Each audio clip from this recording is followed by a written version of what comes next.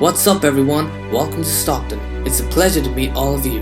On this channel, we talk about stocks before they start blowing up, say goodbye to chasing stocks at all-time highs, and say hello to making some money.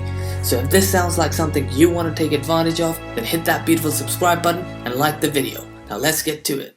Before we get into the video, I have to say that I'm not a financial advisor. Anything I say is just my opinion and is for entertainment purposes only. Having said that, if I'm talking about a company, I'll let you know whether I'm personally going to invest in it or not towards the end of the video. But you should always do your own due diligence, so with that out of the way, let's get started. Finally, we've got some really exciting BNGO news today. BNGO is up 5% in pre-market hours based on this massive news, so let's get into it. Genomics announces sites within the UK's National Health System have adopted its Sapphire system for optical genome mapping. Now this is great news because it shows the confidence level that the UK healthcare has in Sapphire. The NHS has strict guidelines, so the fact that such a new product was able to get clearance from them is a big deal because it opens up the floodgates for other countries to adopt BNGO's technology. Genomics announced the adoption of its Sapphire system for optical genome mapping by two large laboratories belonging to the National Health System of the United Kingdom. King's College Hospital in London and the NHS Regional Genetics Laboratory in Belfast City Hospital have adopted Sapphire systems through the company's reagent rental program, which entails a commitment to purchase consumables over time in connection with the placement of a system. Both sites are using Sapphire to characterize the genomes of patients with heme malignancies. The site in Belfast will also evaluate Sapphire for the detection of structural variants in patients with developmental delay in fertility, rare disease, and other genetic diseases as well.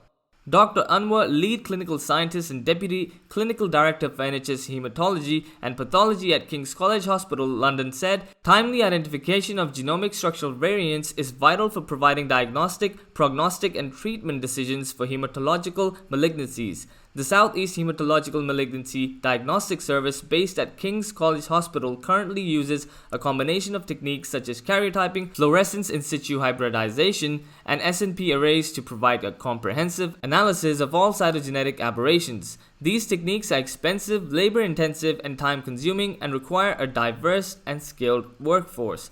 Now, I've been talking about this for ages. Sapphire is disrupting the cytogenetic sector by replacing legacy cytogenetic tools. And it's clear to see that the new business model is working like a charm for Genomics.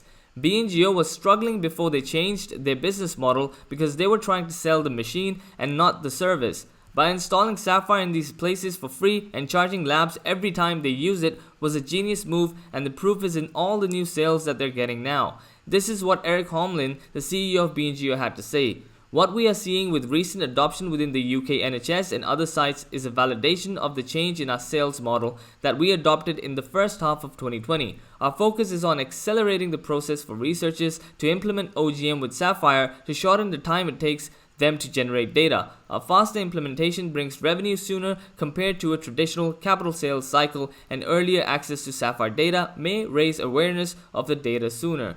So guys, what do you think of this development? Leave a comment below and let me know what you think. BNGO is here to stay. They are miles ahead of their competition and they're taking over the cytogenetics field as we know it. Optical mapping is now creeping into major laboratories, and we should start seeing it being used more and more in the diagnostic and clinical settings.